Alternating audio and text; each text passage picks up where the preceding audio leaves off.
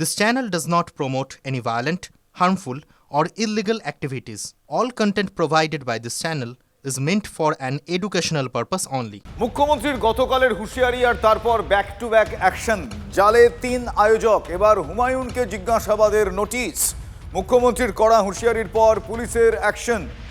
আম জনতা উন্নয়ন party AJUP বিধায়ককে হুমায়ুন কবির, তাকে পুলিশের জোড়া নোটিশ। হুমায়ুনের বাড়িতে শক্তিপুর এবং রেজিনগর থানায় নোটিশ। হুমায়ুনকে জিজ্ঞাসাবাদের জন্য 2টি থানা থেকেই তলব করা হয়েছে। উস্কানিমূলক মন্তব্যে এবার কি তাহলে গ্রেফতার হওয়ার পথে হুমায়ুন কবির? এ প্রশ্ন এই মুহূর্তে জারি রয়েছে।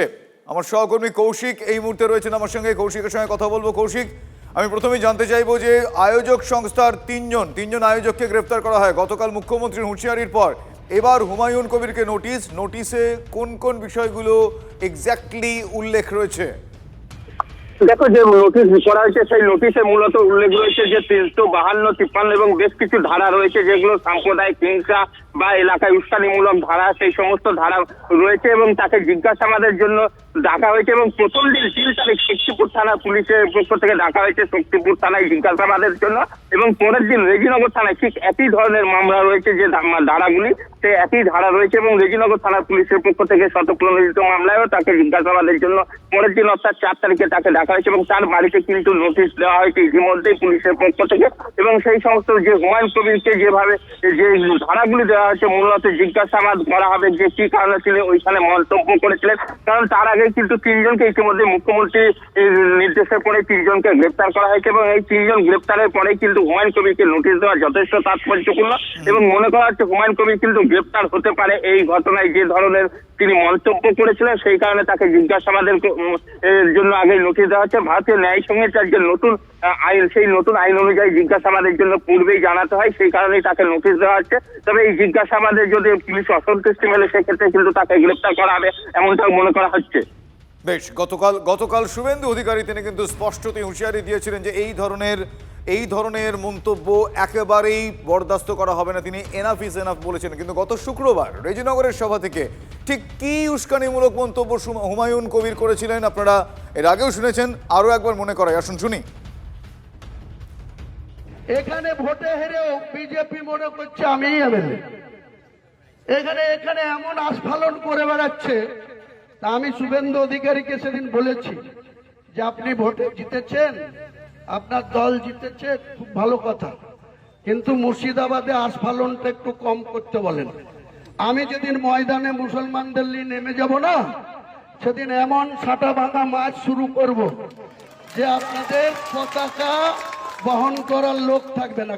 লাখ লাখ লোককে রাস্তায় নিয়ে নামাবো আর সাটা ভাঙা মাছ দেবো আর জেলে যাব। কদিন জেলে রাখতে পারেন, কত খাওয়াতে পারেন। আমি বলেছি আমার লিমিট যেদিন ক্রস হয়ে যায় না, আর মাথা যেদিন টাওয়ার গরম হয়ে যায়, সেদিন আমি ও এসপিও বুঝবো না, ও চিফ মিনিস্টারও বুঝবো না, আর কে কোথায় থাকলো আর কে কোথায় থাকলো না সব কিছু বুঝবো না। আমি নিজেই নেতৃত্ব দিয়ে নামাবো। সময় এসেছে এই ধরনের লোককে সবক শেখানোর। আপনাকে এইভাবে ধমক হুমকি বেপরোয়া লাগাম ছাড়া কথা বলতে দেব না। 1 সপ্তাহ পরে মুর্শিদাবাদে যাচ্ছি, আমি প্রমাণ করে দেব ভারতবর্ষের সংবিধান আইন শেষ কথা বলে, কোন বাতের আওয়াজ শেষ কথা বলে না। আপনাকে সংযত হওয়ার, সতর্ক হওয়ার, এই ধরনের কথা প্রত্যাহার করার, ভবিষ্যতে এই ধরনের কথা বলার আগে 25 বার ভাবার হুঁশিয়ারি দিয়ে আমি সবাকে আশ্বস্ত করছি। যারা ওকে ডেকেছিল এই সভাতে তাদেরকে আগে তুলবো, তারপরে আপনার কাছে যাব। যা করার করব, আমি আশ্বস্ত করছি আপনাদের। আপনি ধরে রাখুন, এটা ওর শেষ বক্তব্য। এই সরকার আইনের শাসন প্রতিষ্ঠা করবে, গুন্ডাদের শাসন সমাপ্ত করবে, নিশ্চিন্ত থাকুন। ব্যাখ্যার অপেক্ষা রাখে না। গতকাল বিধানসভায় মুখ্যমন্ত্রী শুভেন্দু অধিকারী তিনি কিন্তু যা বলেছেন সেরকমই ব্যাক টু ব্যাক দেখতে পাওয়া গিয়েছে। আয়োজকদের আগে তুলবো, তারপর তার কাছে যাব। আয়োজকদের তোলা হয়ে গিয়েছে সোমবার, গতকালই আয়োজকদের তোলা হয়ে গিয়েছে। 3 আয়োজককে নিয়ে যাওয়া হয়েছে, গ্রেফতার করা হয়েছে। কিন্তু আজ যে ছবিটা এই মুহূর্তে আপনারা এক্সক্লুসিভ দেখছেন, এই যে ইউপি বিধায়ক হুমায়ুন কবিরের বাড়িতে নোটিশ দিতে যাচ্ছে পুলিশ, সেই ছবি দেখছেন আপনারা এই মুহূর্তে TV9 বাংলার পর্দায়।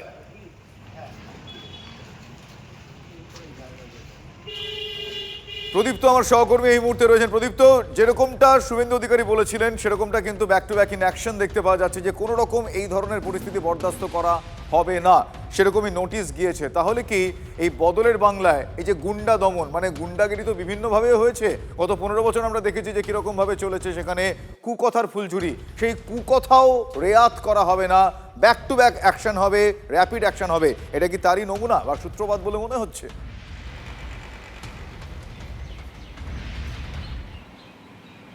দেখো, শুভেন্দু অধিকারী যে কথা বলেছিলেন, যে তুমি যেমনটি বললে, যে তিনি একেবারেই সরাসরি বলেছিলেন যে যারা আয়োজন করেছিলেন তাদেরকে আগে তুলব, তারপর আপনার কাছে যাব। ইতিমধ্যেই যে আয়োজক যারা ছিলেন, অর্থাৎ আনিসুর রহমান, গোলাম মোস্তাফা এবং আমিনুল শেখ, তাদেরকে পুলিশ গ্রেপ্তার করেছে। এই মুহূর্তে বহরমপুর আদালতে তাদেরকে নিয়ে যাওয়া হচ্ছে এবং তারপরেই দেখা গেল যে শক্তিনগর PS এবং থানা এবং রেজিনগর থানা, তারা কিন্তু পৌঁছালেন হুমায়ুন কবিরের বাড়িতে। অর্থাৎ শুভেন্দু অধিকারী যা যা বলেছিলেন ঠিক সেভাবেই এগোনো হচ্ছে। এখন দেখার বিষয় যে হুমায়ুন কবির তিনি এই বক্তব্যের পর, জিজ্ঞাসাবাদের পর ঠিক পুলিশকে কি জবাব দেন, তার কারণ তিনি দুটি জায়গার সভা থেকে আলাদা আলাদা মন্তব্য করেছিলেন এবং কি মন্তব্য করেছিলেন একেবারে আমাদের কাছেও রয়েছে। এবং গতকালও আমরা দেখলাম মুখ্যমন্ত্রী শুভেন্দু অধিকারীর মন্তব্যকে একেবারে হুবহু কোট করেছিলেন বিধানসভার অভ্যন্তরে এবং সেই জায়গা থেকে তিনি অ্যাকশনের কথা বলেছিলেন। এখন শুভেন্দু অধিকারীর এই মন্তব্যের পর অ্যাকশন ইতিমধ্যেই পুলিশ শুরু করেছে, অন্তত তেমনটাই দেখা যাচ্ছে। এখন দেখার বিষয় যে হুমায়ুন কবির নিজের পক্ষে, নিজের তরফে কি যুক্তি বা পুলিশের যখন তদন্ত শুরু হয়েছে, যে জিজ্ঞাসাবাদ পুলিশের তরফ থেকে করা হবে, পরপর দুদিন দুটি থানার থেকে যে জিজ্ঞাসাবাদ করা হবে, সেখানে তিনি ঠিক এর কি জবাব দেন এবং সেই জবাবে পুলিশ কতটা সন্তুষ্ট হয়, এবং তারপরই কিন্তু নির্ভর করছে যে হুমায়ুন কবিরকে গ্রেপ্তার করা হবে নাকি আপাতত তাকে হুঁশিয়ারি দিয়েই তাকে শান্ত রাখা হবে। এই বিষয়গুলো কিন্তু আরও কয়েকদিন না গেলে হয়তো স্পষ্ট হবে না, কিন্তু একেবারেই শুভেন্দু বাবু অর্থাৎ রাজ্যের মুখ্যমন্ত্রী যে কথা বলেছিলেন ঠিক সেভাবেই শুরু হয়ে গেল, সেটা একেবারে পরিষ্কার। ধন্যবাদ প্রদীপ্ত। উনি কোনো হুঁশিয়ারি দেননি, মুখ্যমন্ত্রী সিদ্ধান্তের কথা জানিয়েছিলেন। সম্মাননীয় মুখ্যমন্ত্রী যা বলেছেন আইনের শাসন প্রতিষ্ঠার কথা, সেটা উনি প্রতিষ্ঠিত করবেন। পশ্চিমবঙ্গের সাধারণ বাঙালি এই আশা রাখে। কোন রকম সাম্প্রদায়িক প্ররোচনামূলক বক্তৃতা, কোন রকম দেশকে বিভাজনের চেষ্টা, কোন রকম রাষ্ট্রবিরোধী প্রোপাগান্ডাকে এই সরকার বরদাস্ত করবে না।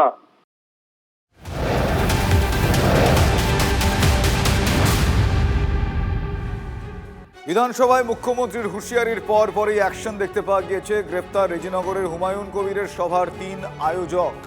সোমবার অর্থাৎ গতকাল রাতে অভিযান চালিয়ে আমিনুল শেখ, গোলাম মোস্তাফা এবং আনিসুর রহমান, এই 3 আয়োজককে পুলিশ গ্রেপ্তার করে।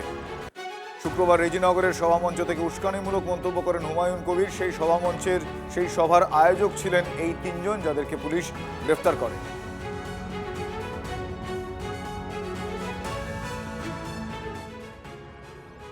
আর এই রাজ্যে সন্ত্রাসবাদকে কোনোভাবেই প্রশ্রয় দেওয়া হবে না। সে যত বড় নেতা হোক, যত বড় বিধায়ক হোক, তাদের বিরুদ্ধে মুখ্যমন্ত্রী বলেইছেন ব্যবস্থা নেওয়ার কথা এবং ব্যবস্থা সঙ্গে সঙ্গে নেওয়া হয়ে গেছে। অতএব কোনোভাবেই এটা রেয়াত করা যাবে না, অর্থাৎ মাথা চারা দিলেই সন্ত্রাসবাদকে সমূলে শেষ করতে হবে, এটাই হচ্ছে আমাদের নীতি। অতএব কোনোভাবেই সন্ত্রাসবাদ উন্নয়নের বাধা হয়ে দাঁড়াক, সন্ত্রাসবাদ পশ্চিমবাংলার বদনামকে আরো বেশি ছড়াক, এটা আমরা কোনোভাবে চাই না। অতএব এটা একটা সিগন্যাল, যারা এই জাতীয় হিংসার রাজনীতি ছড়াতে চাইছে তাদের জন্য একটা সিগন্যাল। যদি সমঝে যায় ভালো, আর নালে আগামী দিনের বিপদের সম্মুখীন তাদের হতে হবে। গতকাল দুপুরেই বিধানসভায় দাঁড়িয়ে হুমায়ুন কবিরকে সতর্ক করেছিলেন মুখ্যমন্ত্রী শুভেন্দু অধিকারী। তার বক্তব্য আপনাদের শোনালাম। হুমায়ুনের সভার আয়োজকদের বিরুদ্ধে কড়া পদক্ষেপের বার্তা তখনই তিনি বলে দিয়েছিলেন, আর তারপরই একেবারে অ্যাকশন পুলিশের।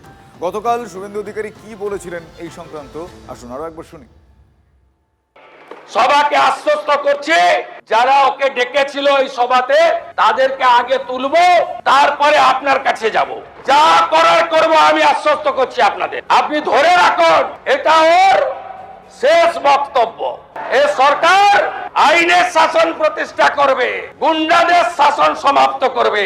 1 সপ্তাহ পরে মুর্শিদাবাদে যাচ্ছি, আমি প্রমাণ করে দেব ভারতবর্ষের সংবিধান, আইন শেষ কথা বলে, কোন বাতেল আবাদ শেষ কথা বলে না।